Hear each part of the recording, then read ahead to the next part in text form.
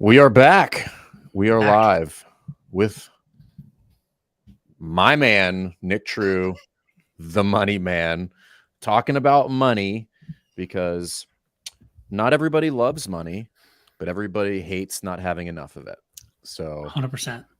yeah, 100%. and we got a lot of good feedback on the first show we did, and so we've slotted Nick in here permanently on the show because there's no shortage of topics to talk about with regard to budgeting, money, cash flow management, whatever bucket that you want to put that in, and the affiliate in order to grow a fit and healthy affiliate in order to have a larger impact. So that's where Totally. Nick comes in and does a lot of the heavy lifting for us. So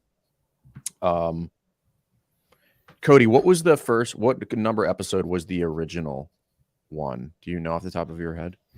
He'll find it. He'll pull it up here in just a second. Okay. So today's topic, if you guys kind of want a little bit of Nick's background, you can go back and watch the previous episode. We're going to kind of dive in here, but today's episode is we talked very broadly in the first episode, Nick, and we covered like all things like, hey, this is the big picture, 30,000 foot level. Yep. And today, what I'd like to dive into is kind of like, hey, how do we start doing, like this whole thing of like, hey, let's get it together. Let's get the house in order.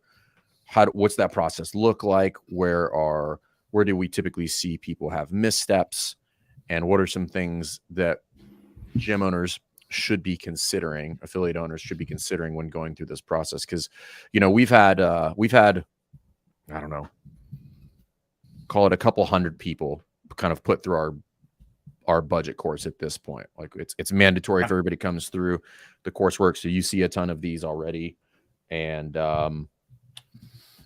And what I think is cool, and again, I've forwarded you some of the emails that we get, is everybody that really everybody gets benefit out of it. Yep. Obviously, the people that embrace it more really have some profound kind of breakthroughs and stuff like that, which is really, really cool to see. And obviously that creates healthier gyms. So how do we start? Where does this all begin? Yeah, good. I mean, so here's where I really want to start, which is like, I said this last time, but I'm going to say it again. And you're probably going to hear me say it on most episodes because I think it's really important. One of the things that I think is cool about getting to work with affiliate owners on their money is that I'm coaching coaches on how to do money, but they're coaches in their own right, just with health and fitness. And so where I want to start is like, if you have any fear or like, if you have any like resistance to this, if you have been not wanting to do this, if you've been not wanting to jump in and actually really dive into your money, tell yourself exactly what you would tell someone at your gym who's like not wanting to work out, very scared to come and do their first WOD, very scared to like try to think about eating healthier, very scared. All of the same things that you would say to that person, you can say to yourself about money. Because to your point, one of the like cool unlocks we've had is like seeing people go, oh, now I at least know where I'm at, right? Right. Like, okay. Got it. Okay, cool. Yeah. Like we're here, it's like the first time I remember the first time I went to the first time I did like just a drop in at a CrossFit box to see like, is this for me? Do I like this? I remember like looking at the whiteboard before they had even gotten started. They had the whiteboard up there and the workout was written on the board from like the previous class. And I saw all this language that meant nothing to me, right? Like there's all these acronyms and I don't know them, and there's movements and there's names. I don't know any of this.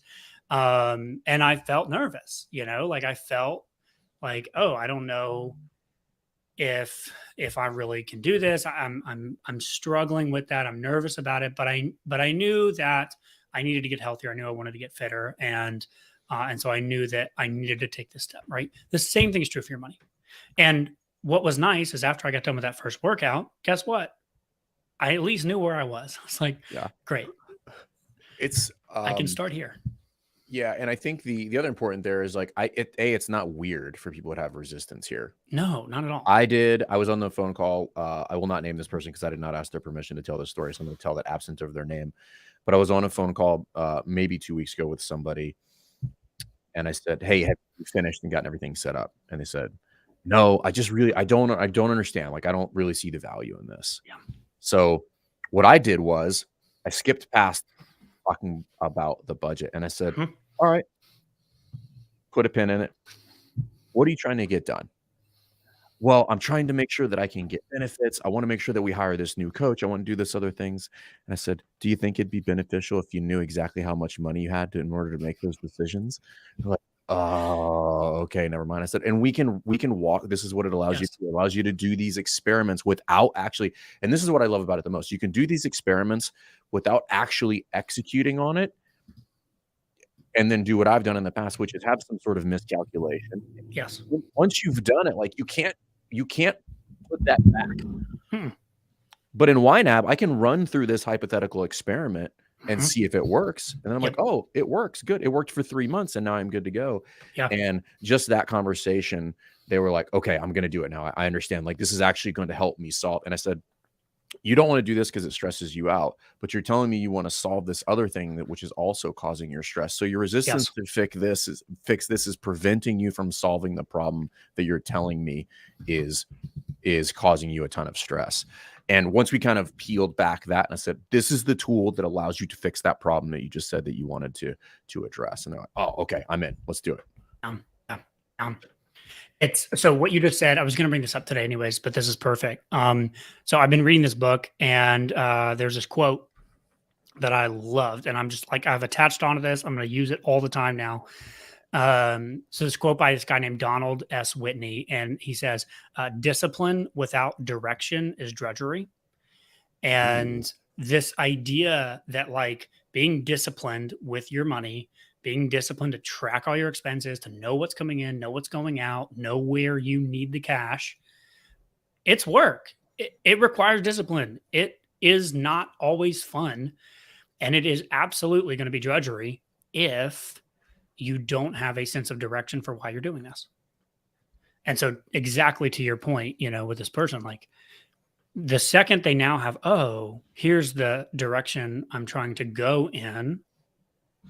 And now I'm connecting the discipline, the practice to that. Now it's no longer drudgery. Now it's a helpful tool that helps me move towards the direction I'm trying to move in. Well, this is something that you cover in your personal course that you run Yep. with people Yeah. and Yeah. that we take people through, which is and this can be a little bit woo-woo Sure. until people really start to connect the dots. And for a Yep. lot of people, they're like, "Why am I doing vision? What do I need to get clarity on Yep. things for? Hmm. Just tell me what I gotta fix." And the reason for that is there in if I'm trying to make a change in my health and fitness, if I'm trying to make a change in my money, if I'm trying to make a change in my business, whatever it is, there will be sticking points in that process. And understanding the why behind why I'm making the changes will keep me on track. And I was talking to another business owner about um this concept that no two things inside of the affiliate exist independently of each other, no matter what you think. And I said, understanding how not creating something like my annual calendar has a negative impact on my sales conversion rate drastically changes how you approach setting up your annual calendar, Yeah. because you understand, if I don't do that, this makes it harder for me to do sales, and I'm not trying to make it any harder for myself. And then I can now explain that to my staff, and then they understand why we're doing this, because all of these things stack together. And it's no different with the money, which is Totally. I don't want to do that, but by not doing it, it's going to make everything that I'm trying to achieve substantially more difficult. Yep. So Yeah, it's before this call, we were talking a little bit about parenting and parenting with cell phones and stuff. And mhm, I think parenting is a lot like coaching in a lot of ways, right? for sure. Um, and and this is coming from somebody who's not yet a parent, so obviously take this with a grain of salt. But like, tell me if I'm right here, Fern. Um, Parenting with certain things, trying to get kids to do certain things is easier if they also understand why they're doing them, right? Whereas if they're talking back and going, why do I have to clean my room? Why do I have to do that? Why? Yeah. I mean, there's yes and no. So sometimes I've heard it said differently, which is people want to be able to participate in the decision making, right? Okay. So you could blend these two together. So rather than trying to explain to my 4-year-old why he should do something, this happened this morning. He said, I want to watch my iPad. And instead of having the argument with him, because I was like, hey, go get dressed. He's like, but I want to do this. And I said, okay, would you like to eat breakfast with or without the iPad? He goes, with the iPad. I said, then go get dressed. And he was like, okay. But if I had tried to explain to him why he can't go do that, but I attached it to his outcome, and I was like, what do you want? He was like, I want this. And I'm like, cool. Then in order to do that, you have to do this. And he said, okay. Goes upstairs, gets dressed, and comes back down. And I'm like, and we're there.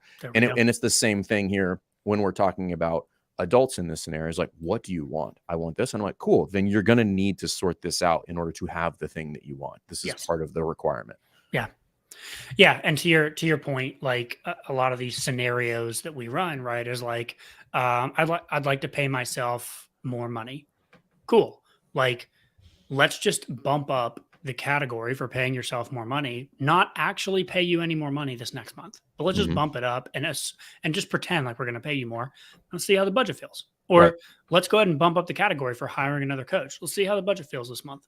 Right. And let's just put it in there and pretend, but then run that scenario. So anyways, yeah, so that's why this is important. But why don't we'll set this up this way. So I've got kind of three steps that I kind of bucket, obviously some subtasks underneath, to try to get the finances in order and kind of wrap our minds around what we're trying to do here. So the steps go like this: track, plan, spend. And I often liken this to a road trip. And so I'm down in Tennessee. If I was going to like come visit Fern, but I just get in my car and I'm like, it's somewhere northeast of me. And I just throw my car out the window, or I throw my phone out the window, right? And I just start driving. I'm like, northeast, I'm going. The odds of me getting anywhere close to you are probably fairly slim. And that is how most people operate their gym. They don't even have the GPS turned on, right? Right. And that's the first step. So the first step is track. And I'll maybe share my screen here in a second and talk through that. But that's all we're trying to do. Just turn the GPS on financially. What's going on? What's coming in? What's going out? How is the money flowing throughout a month? What's happening? The second step, the plan step, is diving a little bit deeper into what we were just talking about, this vision, this direction. And because affiliate owners, for the most part, I guess I should maybe say this is not always the case, but for the most part, affiliate owners, I would say the life of an affiliate owner and their personal life are very closely integrated. Like, sometimes too close, but yes. Sometimes too close. Absolutely. And so because of that, the idea of doing planning for your box needs to also take into account planning for your life. What do you want your life to look like? How many hours a week do you want to be personally coaching versus just working on the business versus doing whatever else you want to do? Like, and so thinking through your plan for your life over the next 1, 3, 5 years and trying to get a sense of the direction you want your life to go. And then in relation to that, where do you want your box to be? That's the second step. And in our like road trip analogy, this is me actually putting in a street address. It's not just me saying northeast. This is actually trying to get clear. Like, where am I actually trying to go to? And then the third step, the spend step, is really just aligning those two things. If the first step is we now kind of get a handle on knowing where your money's going, and the second step, we know where we want to go. The third is just bringing those two things together with a tool and routines and habits and disciplines that help you do that, right? I always just say it's putting your money where your mouth is, right?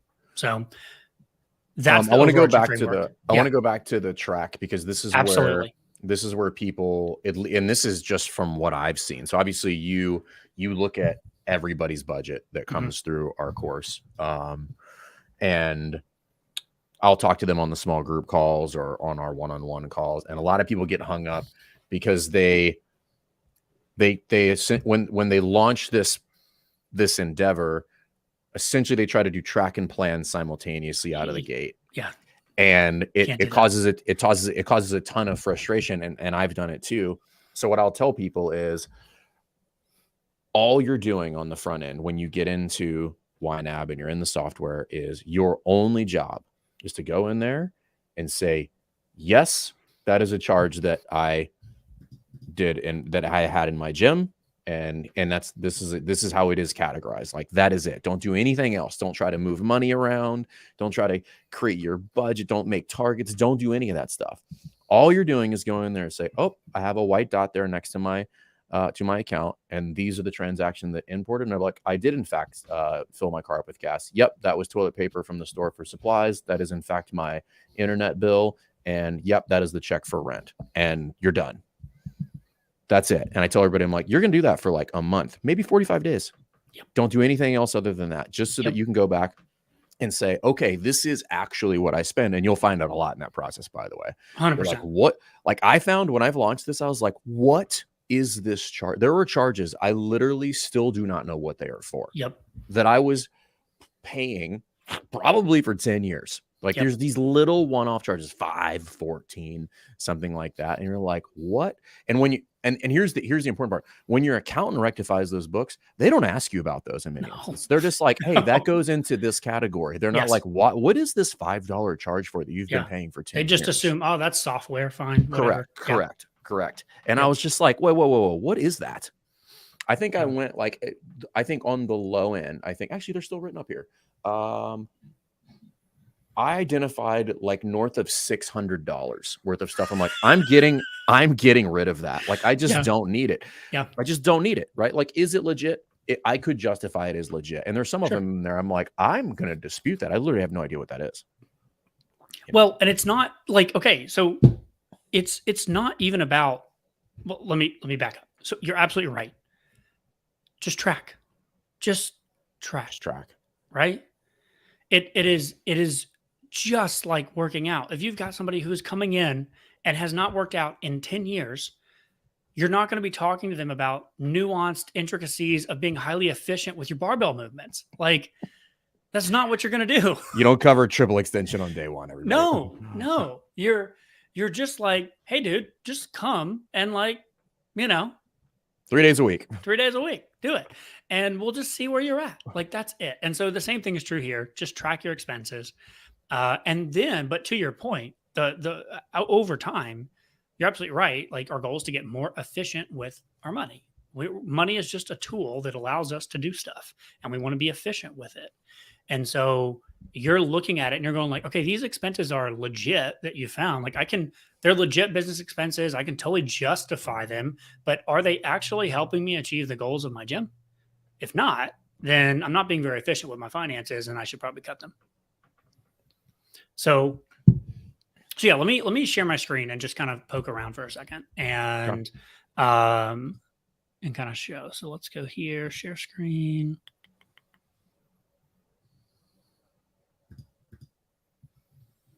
So we're going to go here and that. All right. So yeah, can you pull that? There you go. Cool. Sweet. Okay. So cool. For those of you who are listening to this, what Nick has pulled up is essentially, this is kind of like a dummy setup in the software called YNAB, which is You Need a Budget, which is what we have a course for, what we run everybody through, and we get them set up so that they can execute all the ideas that Nick and I have covered in the previous, which then that other podcast was podcast 629, by the way, the first one. So cool. So what he's got pulled up here is essentially a dummy account to kind of walk through a couple of things here. Yeah. So there's really only 3 steps in terms of like to do the first thing, right? The tracking idea. The first is get your bank accounts into the system. Just set up your bank accounts and link them. Now, I tell people, especially like if you've been historically running like Profit First or something like that with like 6 billion accounts and doing lots of transfers and that kind of stuff, Like most things, starting out simpler is important. And so you'll notice over here on the left-hand side, I have one checking account and 3 credit cards. I will And have you know, Nick, just so you know, Yeah. it took a year, but I will be consolidating to one bank account No in way. the next 30 days. That's amazing. I'm so proud of you. I had like 11. I was doing all the things.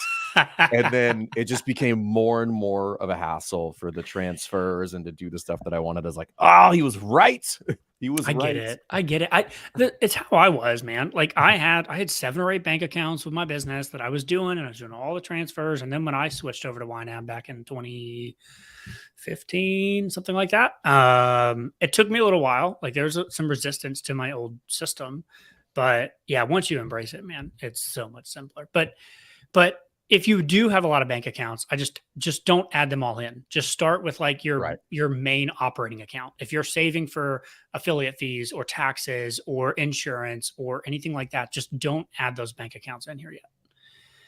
And so that's it. Like it's just setting up the bank accounts and linking them so that they start pulling in the transactions. Now, the next step is to create a basic set of categories. And if you've already got like a P&L through your accounting that you're happy with, you could mimic that structure. That would be fine.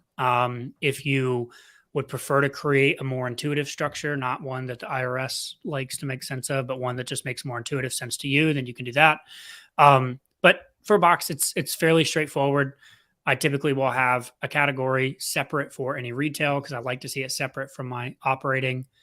I'll have business savings. And so you'll see here, we've just got 2 little categories, profit and taxes. And then an owner's comp. And so the number of categories here will vary depending on like if you're an LLC, if you're an S Corp, if you're just sole proprietor, but more or less you just need a category to pay yourself.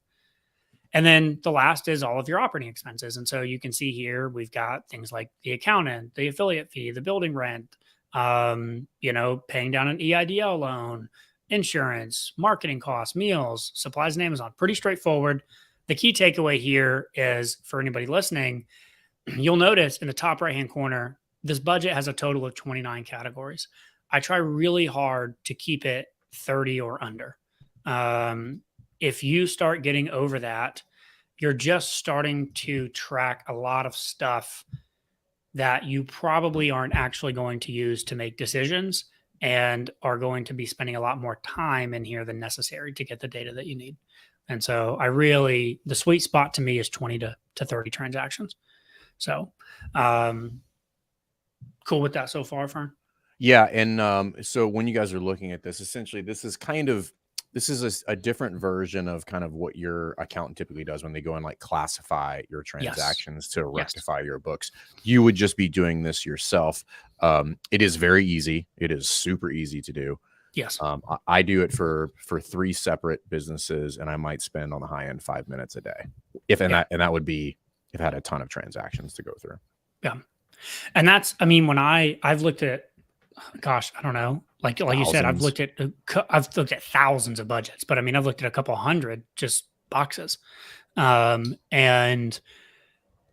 I don't know, on the high end, maybe 3-4 transactions a day. I mean, the only reason you'd have more is if it was a backlog, right? So it's populating from the weekend. But if you got behind or something like that. But if you're literally just looking at the amount of transactions on a singular day, there's not that many. And so that's kind of what I wanted to show next was the third step in terms of this idea of tracking your money is you'll notice Fern said earlier about the sort of white dot on the left-hand side. You'll notice I've got this white dot over here on this credit card. So I would click here and you'll notice that I've got 15 transactions that basically need to come in. And, I just pulled these in earlier to kind of make this an example, but it's fairly straightforward. So the first is a charge from Amazon. I'm just going to click right here and say, oh, that's my supplies and Amazon category. Next is a Panda Express charge. I'm going to put that in meals. These are software charges. And if I notice a bunch of them that are software, I will just highlight all of those and all at once go edit categorize, operating, and then find my software category. Boom. That one's also software. Amazon. This is supplies. Yep. This would be equipment. And this would be meal. I'm done. Done. No more white 20 dot. seconds. Transactions are up to date. And now I'm ready to go over and actually start budgeting and playing with the money. But like you said, I really am not even worried about that in your first month or two. No, it's just, well, number one, you would be trying to budget without actually knowing what your thresholds were. Totally. So we just tell people, I'm like, just categorize things for a month into those categories and see again, like it's the same thing with food. If you're like, hey, just track your food so we can actually see what you're eating. At which point, then we can make the adjustments moving forward. So I tell people, I'm like, don't try to move anything. Just categorize it, because the numbers are the numbers. Yep. They are what they are, because you have not monitored them. You don't know which ones that you want to manipulate, and you don't know what you want your overall goal to be yet. So just track them for a month. You'll have plenty enough information in there. And then now you can set targets, at which point you could start kind of like moving and assigning the money, which I think you might be doing next. Yeah. So that's kind of like when you're ready to move on to that level, right?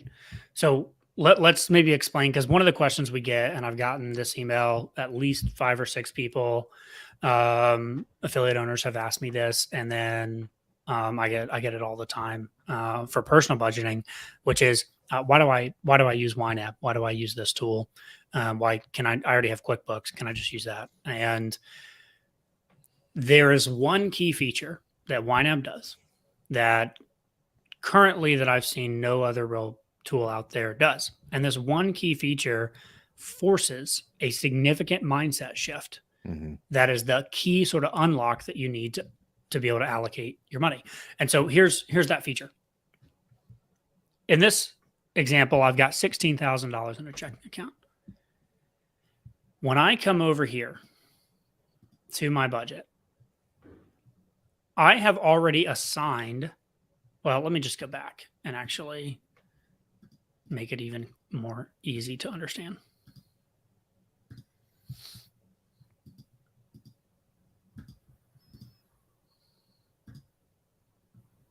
All right. So right when you start, I've got $16,225 in the main checking. I've got more than that up here, which is a little bit confusing. Mm-hmm. And the reason is because I've got some overspending. So let me fix that. I don't want to confuse people. And now this matches this. Mm-hmm. And so what YNAB does is, if you just imagine that we're sitting at your kitchen table and we just dump your entire checking account in cash onto the table, YNAB says, all right, you need to budget. What do you want to do with this $16,225? And so you start thinking and you go, well, let's see here. I need to pay myself. I need to pay myself next week. So I'm going to go ahead and put $2,000 right here into this category. Now you can use a metaphor of putting it into an envelope. You can use a metaphor of just creating a little bitty pile on this big kitchen table and putting a sticky note on it. Doesn't matter. The point is, you're taking money out of the large pile of cash that is your checking account and setting it aside to do something specific. In this case, I've allocated $2,000 down here. Now, let's really show the power of YNAB, and let's take some money away. So let's start with less money.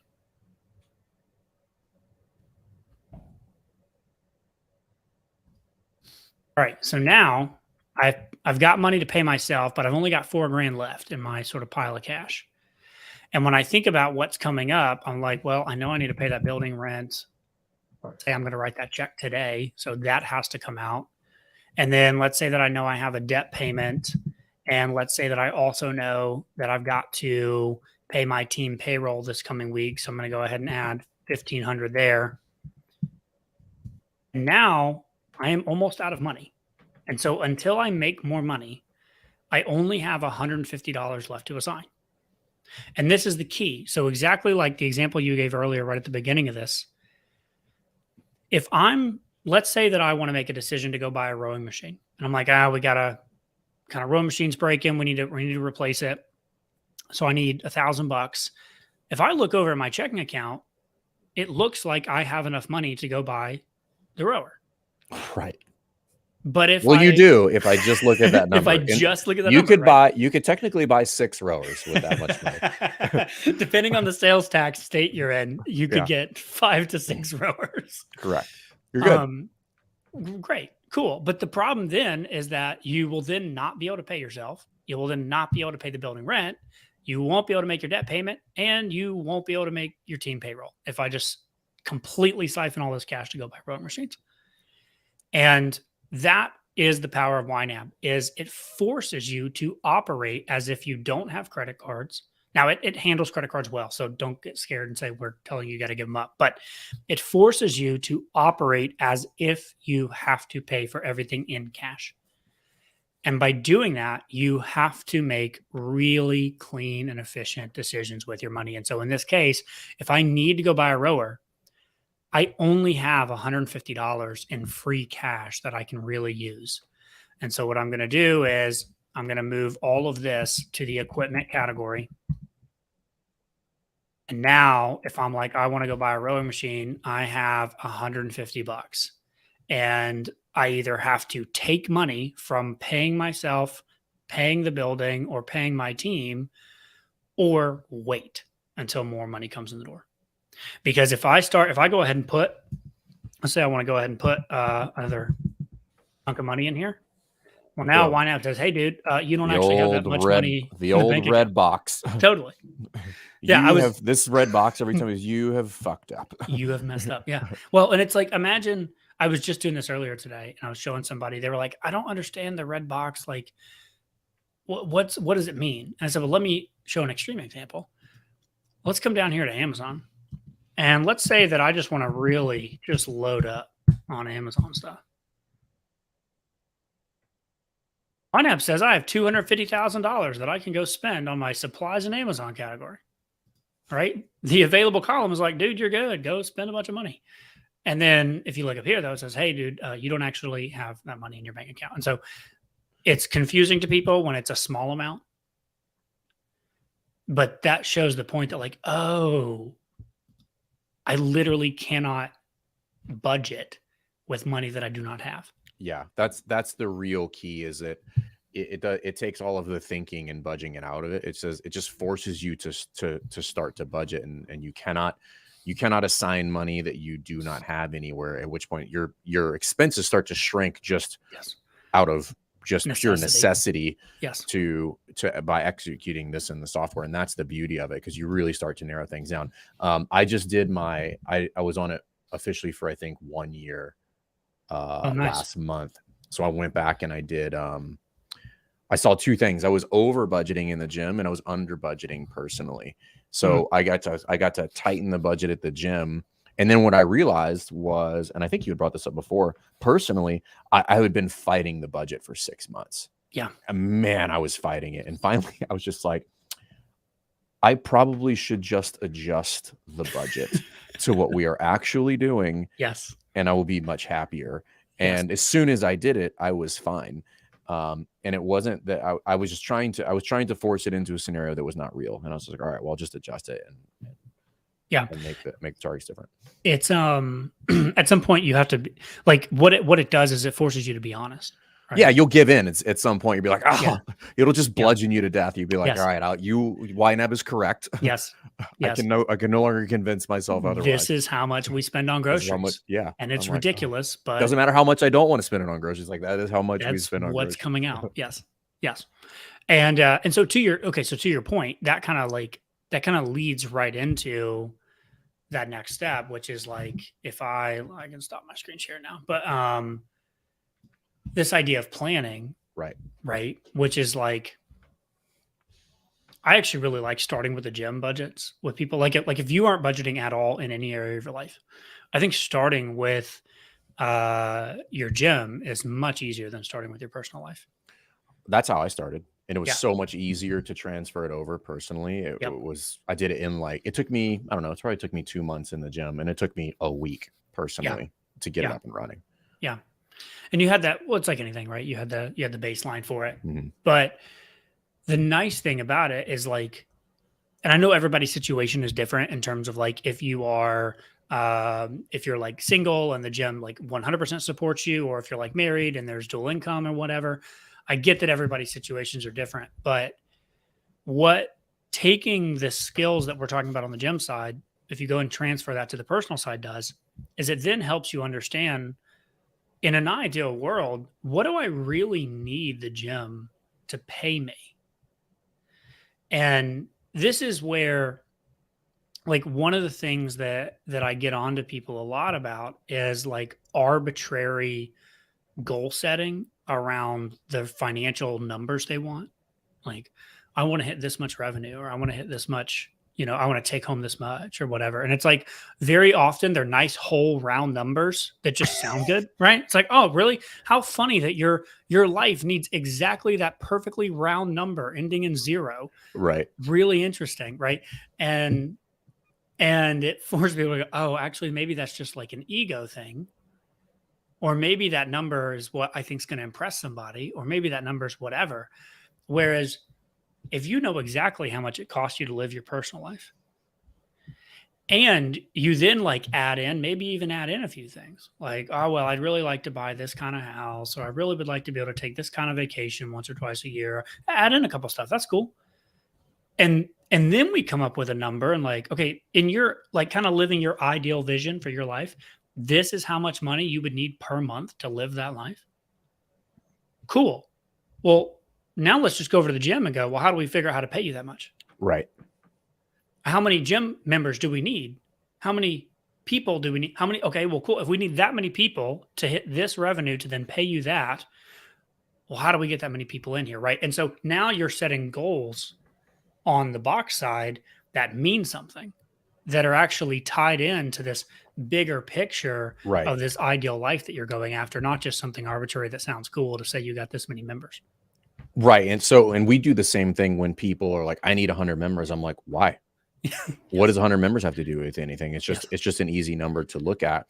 So we'll do the same thing when we create these targets, and we'll say, hey, you need to get to 127 members. That will equal, $7,000 in increased revenue for you, at which point now you can pay yourself that paycheck that you wanted. And based on the exercise we just went through, and you could hire a GM at this point at this number based on the math we did that, at which point now when we're shooting for net 3 or something like that, following up with those leads, making sure that we get them set up right, we give them a good experience, doing the follow-up, the retention checks are all attached to, my outcome, my GM's outcome, and you take them more seriously instead of just having an arbitrary number. Because when you have an arbitrary number, and this is, I've kind of even taken this over into my team, which is the arbitrary. If you miss targets that are arbitrary, they don't mean anything.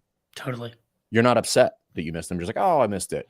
But if I missed it and I know I'm like, oh, I'm forfeiting my personal goal, or I'm not going to be able to get the GM hired, I'm like, those now sting a little bit more, at which it forces you into some sort of action to fix the problem. Absolutely. It's all tied in together, right? Because, back to the rowing machine example, right? Like, if you know that you're setting aside X amount of money each month for new equipment, or you're gonna, whatever it is. Well, and then last minute you decide, well, we want to go do this other thing. And now you're forced to go, well, are you really going to take the money from the equipment category? Right. In order to go buy this stuff on Amazon that you found? And if you are, great. But going back to, but now I've made a conscious decision to do so. Yes. Yeah. Yeah. It's completely different. It's completely different. Yeah. So, and again, all of this, we've gotten a little bit into the weeds here, but I think this stuff is important to give these like very, very tangible, very real examples. Cause like a gym owner is listening to this is like, this is how I make decisions, or I don't make decisions. And that's really the point. So we start with the tracking. Mm-hmm. We make a plan so that we can attach the tracking to a why. Yes. And then we start obviously spending in that scenario. Yes. And then, but spending, well, how would you describe that type? Because like you Yeah. said this when we first started, which is like, hey, YNAB is actually, it's not restrictive in nature. And Yes. I didn't really understand it at first. It's not restrictive. It's actually pretty liberating. Yes. Which is like, hey, spend however much money you want. Totally. Just spend it where you want to spend it. One of my very, very first, so I've been doing like personal budget coaching since 2017, 2018, sometime in there. One of my very first clients I ever worked with, he had a business, but then he had personal life. We're kind of managing both. And we'd done 3 or 4 calls, and he was like, Nick, I'm a little bit embarrassed to tell you this. But I just, I was kind of thinking about the budget and where I enjoy spending. And so here's where I'm at. I love Chick-fil-A, and I'm dead serious. Is what he said. He said, I too love Chick-fil-A. I really would like to eat there 4 or 5 days a week, basically like every day for lunch is where like, and I was like, well, I'm not your health coach. So it's your money. Great. And really what I told him was, I said, dude, like you told me that your big goals are like to make sure you're saving this much for long-term retirement. And then you wanted to buy a house. We're on track for both of those things. We're setting aside money for both of those things. And so with the money left over, if you want to go to Chick-fil-A every day, absolutely. Let's put it in there and let's make it happen. And so you're totally right. It is not restrictive in nature. It just forces you to decide what's most important and then prioritize it. I think the gap that this fills, that as we're kind of talking through this, is that before we had credit cards and all this other stuff, like you had to actually take money out of your pocket. You had to go spend it. Yes. And then when we started swiping or using our phone for things, like spending money really became an afterthought. Like you weren't tracking it. Like it was, I remember when I used to spend money, like as a kid, I wouldn't say it was painful, but like there was you felt it though.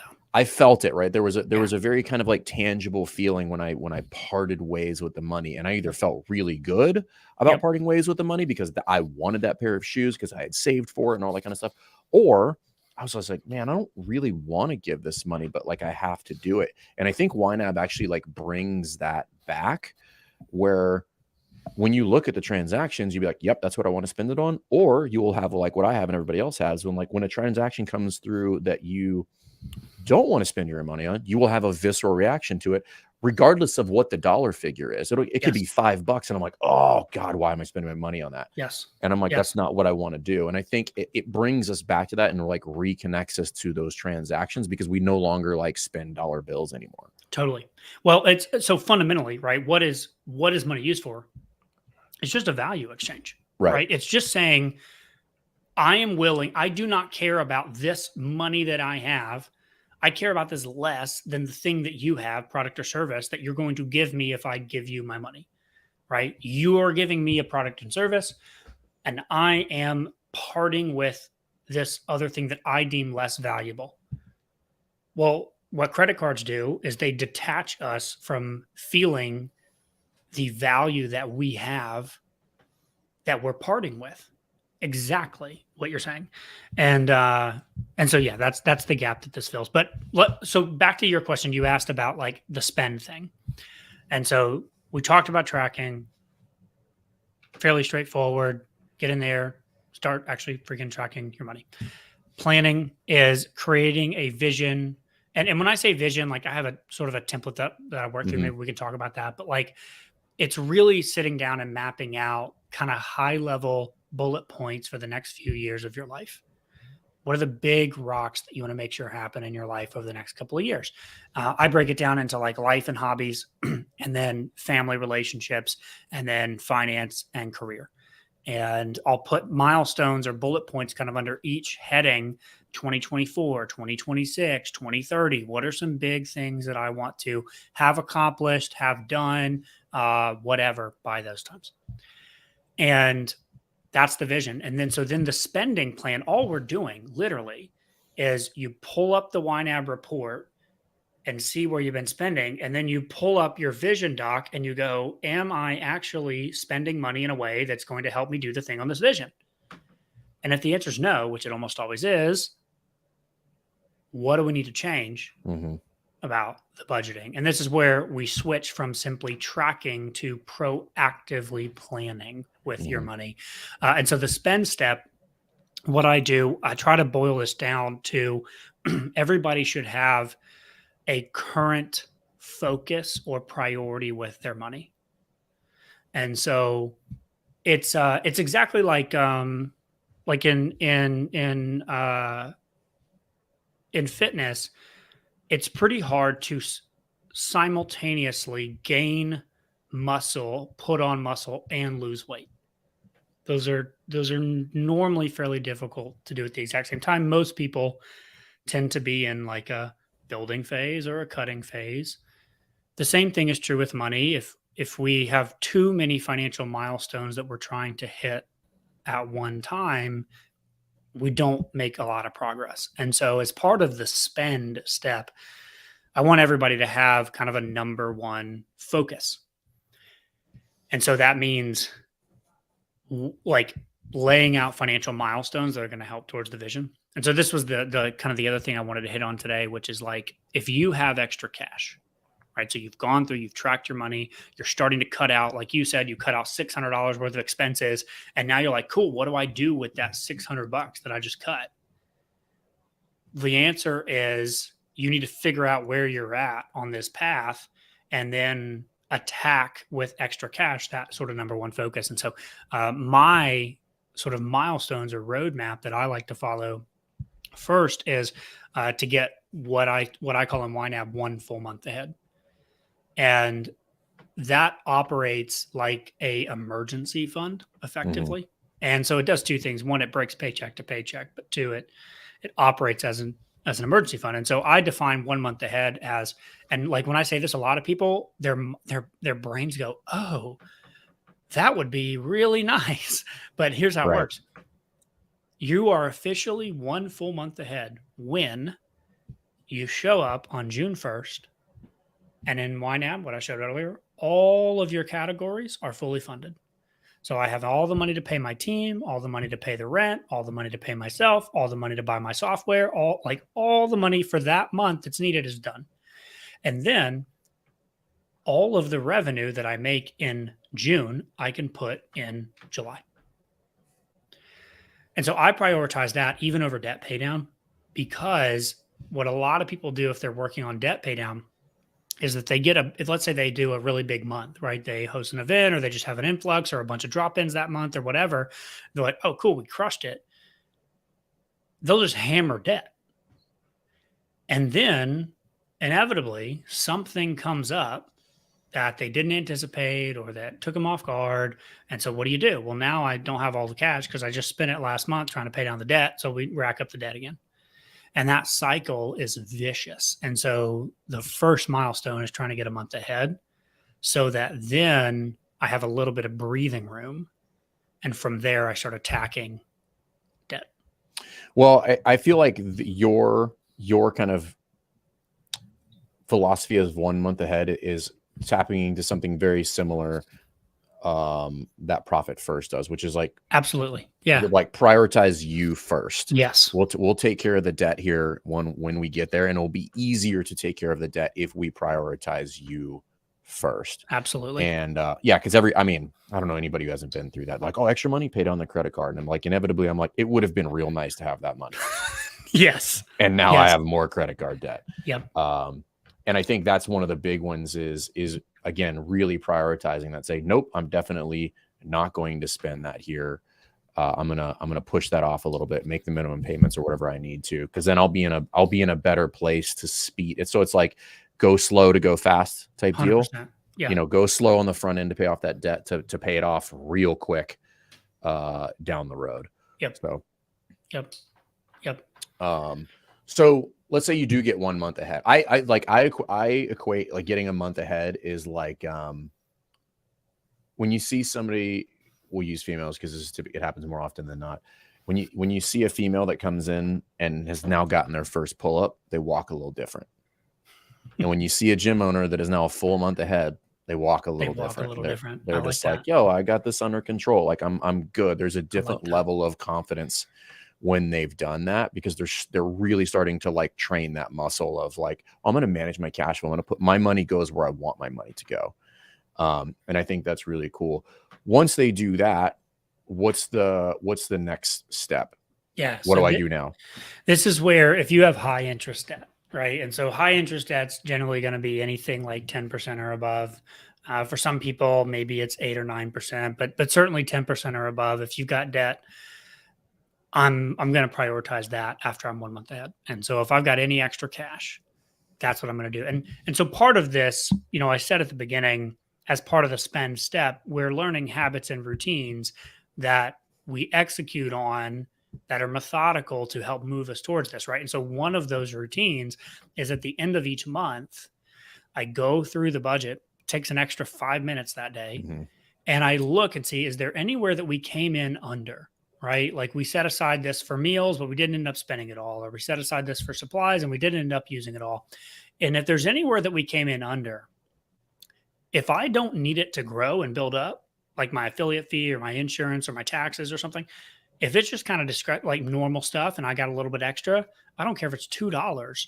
I'm moving it to my number one focus. Yeah. So for instance, if you had budgeted $750 for supplies in Amazon and you spent $500, don't leave that $250 there. Take that $250 out of that bucket and move it over to that debt payment. Absolutely. And so a lot of the times, like when I do this, people like will think it's goofy because like I'll move 28 cents. Like I don't care. Like if there's a little bit of extra, like I'm taking it and moving it to my number one focus right now. And so after 1 month ahead, it's high interest debt. Okay. From there, then it starts to get a little bit depending on the nuance of the gym owner, the nuance of either the location of the gym and like kind of the seasonality of it, or how necessary you personally rely on this income. Right. And so I'll use two extreme examples. Extreme example number one would be someone who like has a spouse who pretty much can pay the bills. The gym, if they go a month or two without getting paid, not a big deal. Mm-hmm. And they're super stable. There's no real variability or seasonality in terms of their memberships. For someone like that, 1 month ahead is plenty. If I have extra cash, sure, I'll hammer low interest debt. Extreme other end would be someone who lives in a summer destination. Summers are big, lots of drop-ins. And so my summer months really high. My winter months kind of slump off. In addition to that, I really rely on this income. I need it desperately to live my personal life. For that person, once we're done with the high interest debt, even if we have low interest debt, I'm probably going to prioritize a couple more months of cash so that I can weather those slow winter months, so that I can make sure that my family and my personal bills are taken care of.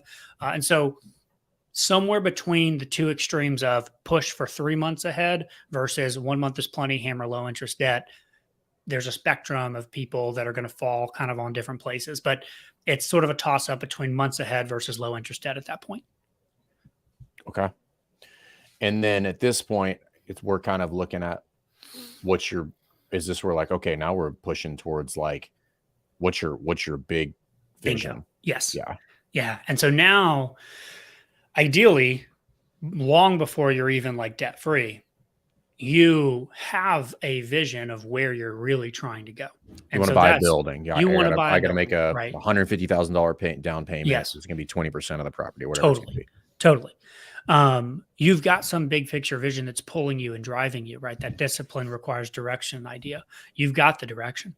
And so now, once the debt's gone, buddy, it's just like turbocharged, because now all the money that you were using towards the low interest debt or the getting ahead is now just going into a savings account for the big goal of buying a building, or maybe you're just paying yourself more money so that you can do dope stuff in your personal life. Like, whatever it is, but it's the idea of now we're just accelerating towards the bigger vision that you have, which then obviously becomes highly specific to whatever you're trying to do. Yeah. I want to pay a GM. I want to offer dental, medical, and, Yes. I like whatever it is. But at that point, again, you can make that decision, going back to kind of where we started, was we can run that experiment, be like, hey, how much would it cost for me to put in this plan, or set up a 401k, or transition some of these people to W-2s, and I need to factor in that it's going to cost me 11% more in payroll to pay them versus 1099, because we're going to give them a full-time role now. All those things, like we would walk through that, and we would do the math, and we would execute that before executing it. So we would execute it in the budget before we executed it real time, and there was an actual transaction to verify the decision-making process. And that's where this gets really powerful, is we're not just kind of randomly or arbitrarily spending money anymore. We're only spending money in the places where we want to spend money. Yep. Yeah, and this works at that sort of tail end level, right? Where like the gym is crushing, we're cash flowing like crazy, we're hitting our dreams, we're saving money for big stuff. It also works at like the very beginning level, which is like, dude, I'm just trying to get the gym big enough to quit my job, right? Like we got guys like that are like, hey, I'm a teacher, hey, I'm a this, hey, I'm a that, and like what I want to do is like figure out, when can I start paying myself enough for me to make that leap? I got a question for Eaton real quick. Okay.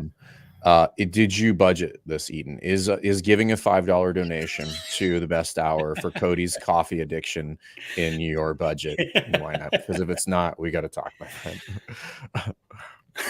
He's got that gifts category, you know. Yeah, maybe, that's right. It's giving. $5 giving. Yeah, and I think and we've talked high level, we've talked in the weeds here, and I'm hoping everybody's really taking away the real point of this, which is control. Yes. You want to have control. Yes. I have met very few gym owners ever that have had legitimate control of their cash flow. I know that because I see everybody's money when they come into the course. When they show me their expenses, it's a nice round number at the end, which automatically tells me that that's not accurate. And this is a problem. It was a problem for me. It's a problem for most gym owners, and understanding that cash is the fuel for you to create this really high functioning business, to create the impact either in your personal life or with your coaching staff or in your local community. This is the tool that will help you do that. And 100%. We can stop living in this kind of cycle of martyrdom, or, well, I'm just going to keep reinvesting in the gym. And it's like, no, you don't need to do that. Like, let's create a healthy, solution for you personally. At which point, I was telling somebody this the other day. I think a lot of gym owners don't understand. Obviously, there's a limit to this, so there's a point of diminishing return.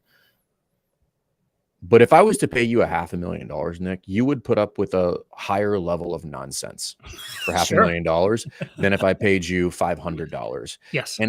And that's kind of how the gym should be. Like, you're going to deal with all levels of nonsense, and you have to reward yourself appropriately to put up with those things. Yes. Because it's not easy. It's hard. It's hard to run any business, pizza joint or a CrossFit gym. You have to reward yourself, because if you do not reward yourself, their resentment will build.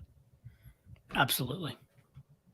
So. Yeah. And that's, that just goes back to what we said earlier, right? With like the personal life and the gym is very intertwined. And like, if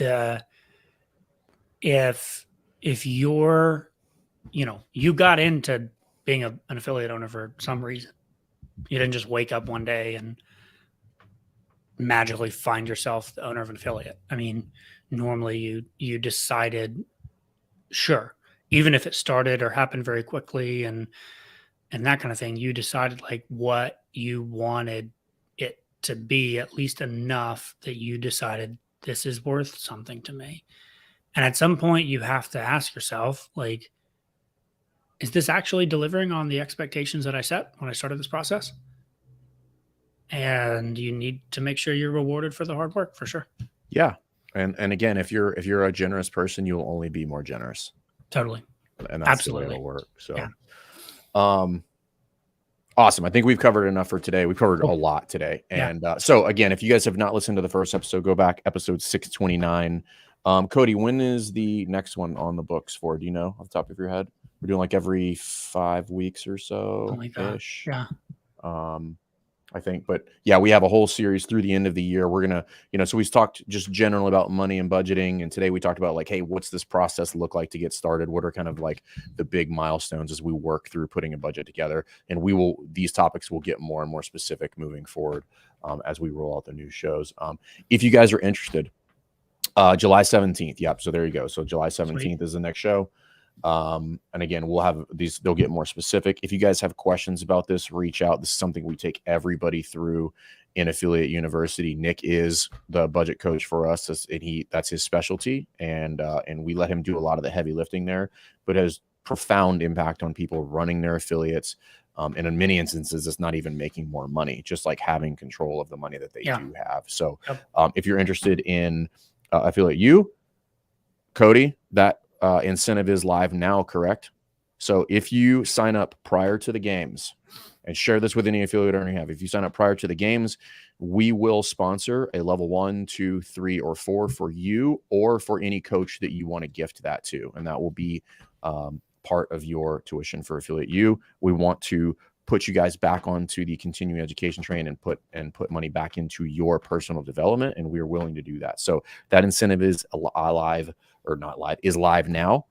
I think we filled up every slot for the next 2 weeks as far as like calls for people that are interested. So get in there.